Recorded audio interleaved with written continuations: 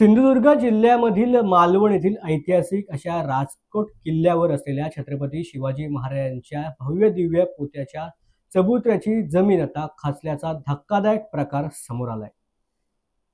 पुतळ्याच्या डाव्या बाजूला भगदाड पडले असून या ठिकाणी जमीन खोलवर खचल्याचं स्पष्टपणे पाहायला मिळतंय। सुदैवाने चबुतरा आणि पुतळा भक्कम असून त्याला कोणताही धोका पोचलेला नाहीये। मात्र चबुतऱ्याखालची जमीन खचल्याने या बांधकामाच्या दर्जाबाबत आता प्रश्नचिन्ह निर्माण झाले। या घटनेची माहिती मिळताच सार्वजनिक बांधकाम विभागाने तातडीने दुरुस्तीचे काम हाती घेतले। मात्र शासनाने इतका निधी खर्च करून उभारलेल्या या महत्त्वाच्या स्मारकाच्या बांधकामामध्ये अशी घटना घडणे हे चिंताजनक आहे। या प्रकरणी चौकशी करून दोषींवरती कारवाई करण्याची मागणी स्थानिक नागरिकांकडून होते। तर छत्रपती शिवाजी महाराजांच्या पुतळ्याच्या कामामध्ये पहिल्यापासूनच भ्रष्टाचार झालेला आहे। मुख्यमंत्री देवेंद्र फडणवीस यांनी या घटनेची चौकशी केली पाहिजे असं मत माजी आमदार वैभव नाईक यांनी व्यक्त केलंय। छत्रपती शिवाजी महाराजांच्या स्मारकामध्ये पहिल्यापासून भ्रष्टाचार झाला आहे हे आम्ही वारंवार सांगत होतो। गेल्या वेळी छत्रपती शिवाजी महाराजांचं स्मारक कोसळलं तेव्हा काही लोकांनी आमच्यावर आरोप केले आणि आज मात्र आपण बघितलं असाल, खरं तर राम सुतार यांनी जी मूर्ती केली आहे छत्रपती शिवाजी महाराजांची ती अत्यंत सुंदर आहे।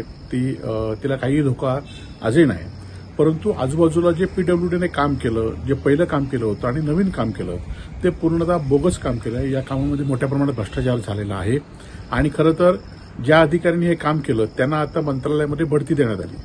त्यांना आता काही मंत्री त्यांना आपले ओएसडी घेऊन फिरवत आहेत। खरं तर त्यांच्या म्हणजे ज्या पुतळ्याच्या स्मारकाची जबाबदारी होती त्यांच्यावर कुठलीच चौकशी झाली नाही। एका वेल्डिंगवाल्याला अटक करण्यात आली त्याला आणि त्याच्या पुढे त्याच्यावर काय गुन्हा नोंद झाला हे काही अजूनही समजलं नाही। काही लोकांना जे मूर्तिकार पहिला होता आणि जो ठेकेदार होता त्याला पहिल्या निवडणूक झाल्या त्यांना पहिला जामीन देण्यात आला आणि त्यामुळे या सगळ्या बाबतीमध्ये भ्रष्टाचार झालेला आहे।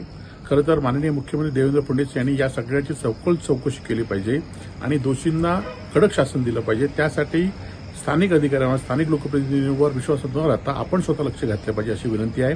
यामध्ये आम्ही कुठलंही राजकारण न करता अजूनही वेळ गेली नाही। तुम्ही पुतळ्याच्या आजूबाजूचा परिसर आहे तो परिसर हळूहळू खचत चाललेला आहे, त्याचा आपण पाहणी करावी आणि जे अधिकारी दोषी असतील आणि ज्या दोषींना पाठीशी घालत असतील त्यांच्यावर कडक कारवाई करावी एवढीच आमची अपेक्षा आहे।